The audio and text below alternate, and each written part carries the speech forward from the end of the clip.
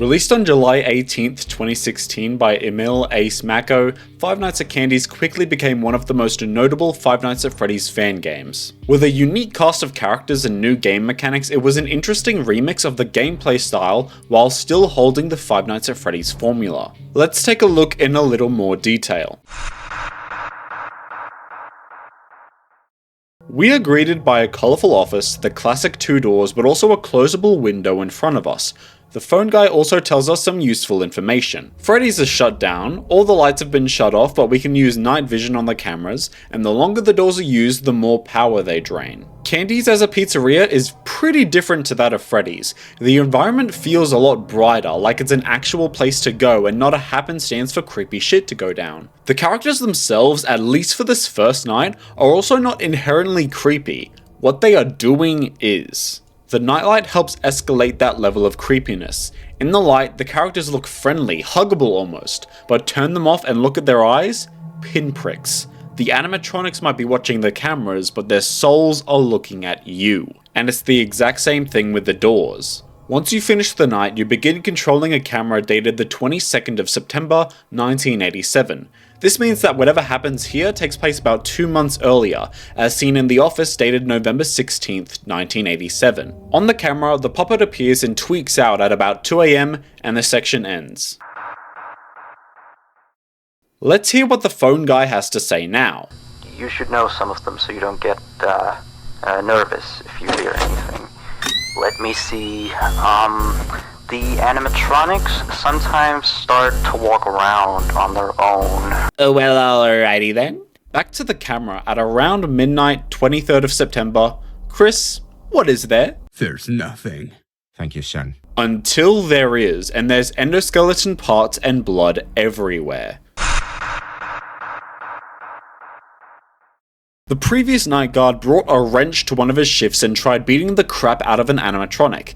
I mean, he's probably the only reasonable person around. That animatronic is Blank, who sits in the drawing room. Unlike the other guys so far though, Blank does not produce the light from his eyes. Like he's not hiding anything. Not some fake, huggable toy, but an assassin who sent you a calling card. He is the reason we have a door at the window. Behaving similarly to Foxy, Blank must be checked up on to see how much longer you have before he decides to give you a wake-up call. It's not said on the phone, but the penguin also appears on this night. He's adorable. And we also have one more unannounced guest.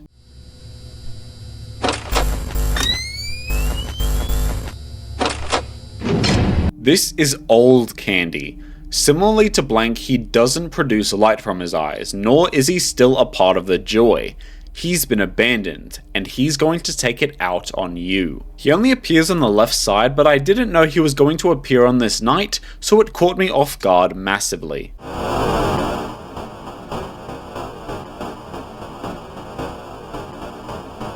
September 24th now. The blood and metal has been marked as part of a crime scene. The puppet is back and it's angry. So the previous security guard went missing. Why am I not surprised? Well, I guess I'm about to as well. Nothing really happens for the rest of the night though. September 25th. The blood and parts are gone. We see Candy and Cindy, lifeless on the right side. The puppet reaches its hand out.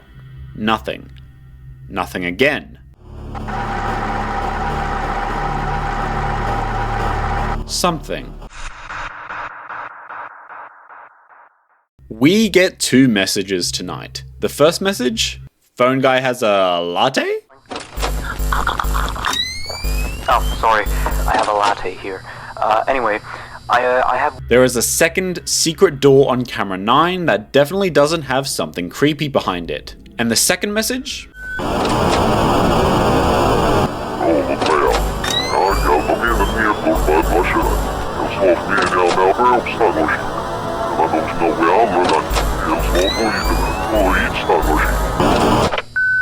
Sweet! This night does get a little chaotic, but I managed to scrape by and finish it off with 1 bar of power left. So the previous night was September 25th, 1987. This night cuts to November 13th, 1964. Old Candy and Blank. The puppet, doing what it always does. A mistake. Its mistake. A problem. Our problem. Mary Schmidt, paycheck dated November 20th, 1987, $100.50, and a silhouette of something watching. This is where the game ends. Kind of. Obviously, there is still the Night 6 and Custom Night to go over, so let's take a look-see.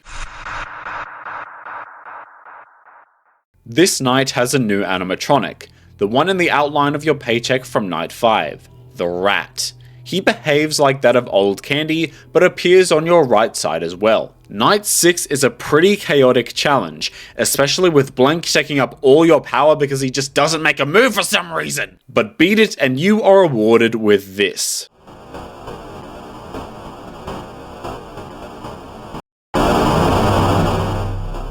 November 13th once again, only a little earlier.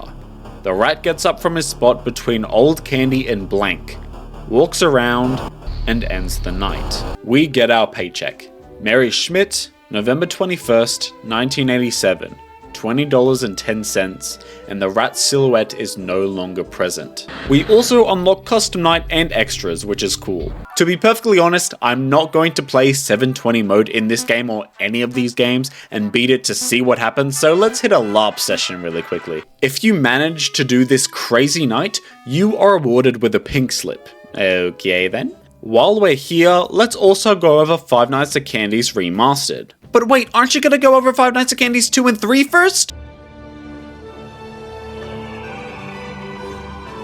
No. Released on August 14th, 2019, Five Nights at Candy's Remastered is not necessarily the definitive version of the game. Some of it is much better, don't get me wrong, but remastering games like Five Nights at Candy's is risky because so much of what makes the original game creepy, like duller lighting, the fact that you can't fully make out everything because of the aspect ratio or the resolution, is taken away. Here are the things I like though, apart from the obvious additions. There is better dialogue in the phone calls, there's more descriptions of animatronics and why they exist in the phone calls, i.e. the penguins being waiters. Phone Guy mentions the animatronics on nights where they begin appearing, thank you for the Old Candy warning, and the nights are much better paced. Shorter, but more active. There is also the Custom Night, which I will once again LARP, thank you Dorko. It has a new Shadow Night. If you stare into the Rat's soul, jot down the numbers and put them into the characters,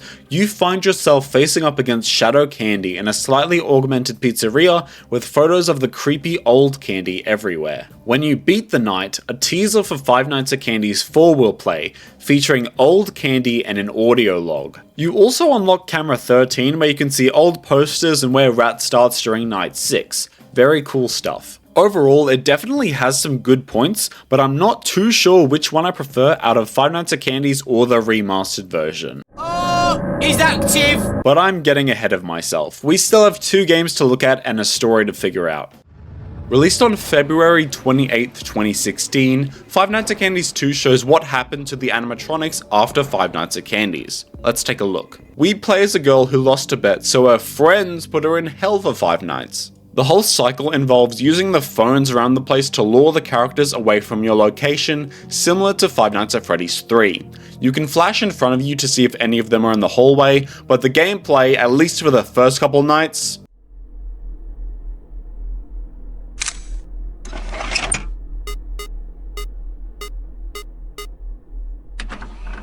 is really dull. But this wouldn't be Five Nights at Candy's without a minigame or cutscene at the end of the night.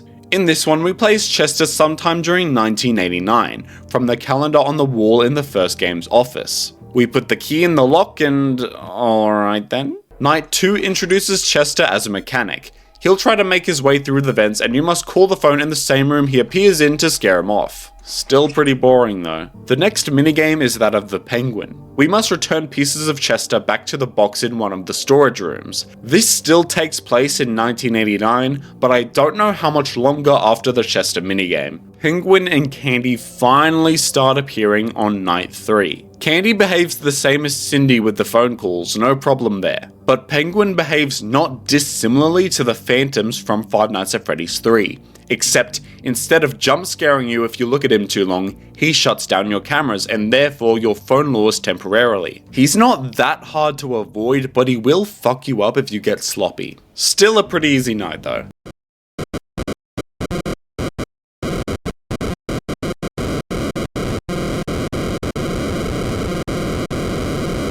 Now we control Blank, collecting the pages of the Dark Age where everyone is starting to fade into obscurity in 1991. Night 4 is the same business as usual, and in the minigame we collect Candy's tie as Cindy and bring it back to him in 1992. Now, finally, Night 5 is back to a good chaos, where Blank appears. Because the way to fend off each animatronic is basically the same, the only way to redeem the difficulty of the game is to make them all very aggressive, which is done in Night 5 well. I actually almost died here a couple times, and it doesn't help that Blank's withered design is even creepier than before. Get past this night and we play as Candy in the minigame, simply given the task to search. So we observe police officers and lights, lots of them. And in the security office,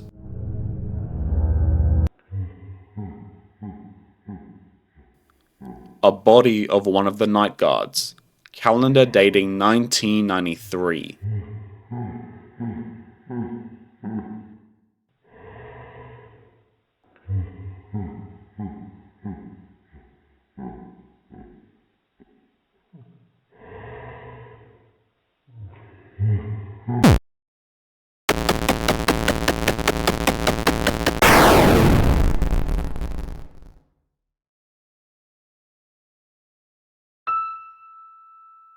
A few things of note from this ending. The factory is scheduled for demolition effective immediately. The factory had been abandoned for years after it closed in 1993 after a fatal accident. This place used to belong to Robotics Corp, who made the animatronics. They also started in 1962. 6 casualties occurred in 45 years, with the most notable being in 1987 when a pair of twins went missing and were killed in one of the assembly machines. Holy shit. Based on the 45 years since 1962, and the top of the newspaper, we also know that this game takes place around August of 2007. On to Night 6. Night 6 does not contain any of the regular animatronics. Instead, it involves the rat and the cat taking on the roles of all the animatronics combined. It seems threatening, but it actually might be easier than Night 5 in my opinion. Once we get to the end, we of course have another minigame to play. 3 to be exact. One where we play as Old Candy following Shadow Candy in 1965, where we end after startling a guard. The next is collecting pages as Blank in 1976, ending with Shadow Candy appearing. The last is finding a missing child to take to safety in 1987. They seem fine, but we find them crying afterwards and Old Candy presumably messes up the dad, ending the final minigame. We also see the final newspaper clipping. The factory burned to the ground before it could be demolished, and the firefighters arrived at around 7 AM, meaning that the fire would have started right when our bet ended. As for 720 mode, in this game there are 2 versions, Normal and Nightmare. Normal is the regular animatronics and Nightmare is Rat and Cat. Unlike FNAC 1, beating these knights does not award a special cutscene or lore drop, just showing the same newspaper clipping found at the end of Night 6. But clicking on the 4th star awarded for beating 720 on Nightmare takes you to this. A teaser for the next game with Rat and Cat as our main guys. Released on March 15th, 2017, Five Nights at Candy's 3 puts a bow on the FNAC story. At least for now. It features only Rat and Cat, and we play as a young Mary Schmidt overcoming her nightmares that started happening, quote, that day a year ago. That started happening after some kind of incident. They also mentioned 2 weeks, but I believe that's when she started seeing the doctor, not when everything took place. We enter the Dreamscape, a creepy but weirdly peaceful area to walk around on and find out different pieces of information. The monsters hate light, and we have music to help us sleep. This cassette player makes the nights go by twice as fast. You look around until the rat appears, look for him under the bed, go to the opposite side to lure him out, make him fuck off, and repeat. Anyway, after we finish Night 1, we enter a minigame with Mary walking around, finding Rat, hiding, and getting caught. On Night 2, the same thing happens with Cat. During Night 3, Cat starts appearing. He appears on the far right or the far left of your bed, and you shine the light on him. In the minigame, we find Rat, play hide and seek, and get found again. Night 4 picks up the pace, and the minigame shows Cat not quite remembering who we are. Night 5 had me sweating. Both Cat and Rat are super aggressive, but Cat just stares. You can hear him breathing faintly depending on which side he's on, laughing, taunting you. It feels like whenever you go into an encounter with Rat, Cat is just giggling while he approaches.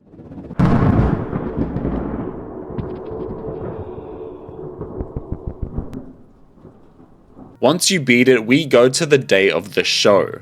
Rat wants to play hide and seek with everyone, but there are no spots left, so we hide in the employees only room left open by Cat. The man in the rat costume is drunk and not meant to be here. The puppeteer and him get into an argument, which results in Rat hitting his head on the table and bleeding out. Cat tries to call the paramedics before the puppeteer chokes him, feeds a false story, and leaves. The game ends with the doctor saying Mary has improved her condition, and that she remembers the day better. The authorities want to get Mary's testimony and might consider reopening the case. Based on the date too, we know that the doctor's note was issued on December 7th, 1962. This would make it so the flashbacks took place around December 1961. But we still have a couple endings to look at. The final night involves Vinny, the thing that was actually the cause of the death.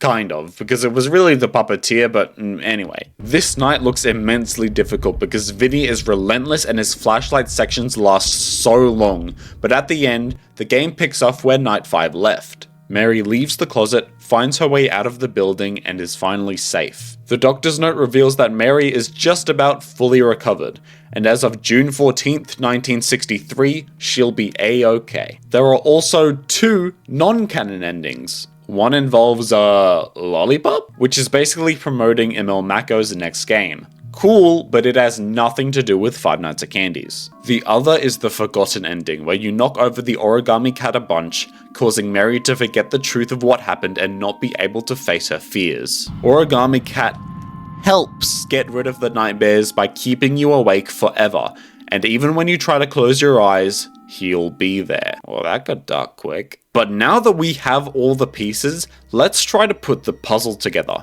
Please keep in mind that I haven't looked up any timeline explanations for these games whatsoever, so this is just my deduction. If I got something wrong or missed something, please correct me in the comments. December 1961. Mary Schmidt goes through 4 days of playing hide and seek with Rat and Cat in the theater. On the 5th day, she witnesses the puppeteer kill the people inside the Rat and Cat costumes while she hid in the closet. She then runs out to safety. This event causes her to have nightmares for the next year and repress the memory while keeping the fear. November 18th, 1962. Mary begins seeing a doctor for her nightmares. December 2nd to the 6th, 1962. Mary spends 5 nights facing her fears to remember the incident and move past her trauma. December 7th, 1962.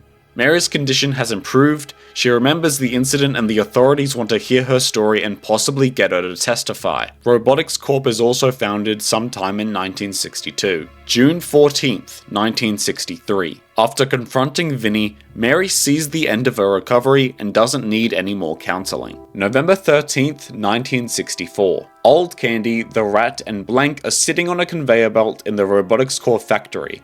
Rat gets up and walks away. A few hours later, the puppet, Vinny, shows up and watches. 1965. Old Candy startles a guard and gets tased while following Shadow Candy, the first sign that the animatronics are alive. 1976. Blank collects his pages and finds Shadow Candy. Sometime in 1987, Old Candy injures an adult for yelling at a crying child. September 22nd to the 25th, 1987. Vinny appears. The next day, there are endoskeleton parts and blood all over a conveyor belt. This is the incident where the twins were killed in one of the assembly machines. The day after, the conveyor belt is made a crime scene and the puppet appears again. Then Candy and Cindy are brought to life by the puppet. November 16th to the 22nd, 1987. Mary Schmidt begins working at Candy's, seeing the remnants of her trauma again and deciding to beat it once more, facing the rat even though she wasn't told to come back for a 6th night. She works the 7th night and gets fired. 1989. Chester finds a key to the other storage room holding Rat. Chester gets dismantled and Penguin picks up the parts and organizes his pieces. 1991. The animatronics are beginning to be irrelevant, seen when Blank collects his pages. 1992. Cindy collects Candy's tie and brings it back to him. 1993. Candy walks by police officers and a dead body before getting seized. The robotics core factory closes down and is left abandoned. August 2007. A teenager is dared to spend 5 nights in the factory where the animatronics appear. After the 6th night, the factory is burned to rubble, and the memory of the accidents is finally allowed to fade as the animatronics are presumably destroyed. At least for now. And that is 5 Nights at Candy's. Thank you all so much for watching, and in case I don't see ya, good afternoon, good evening, and good night.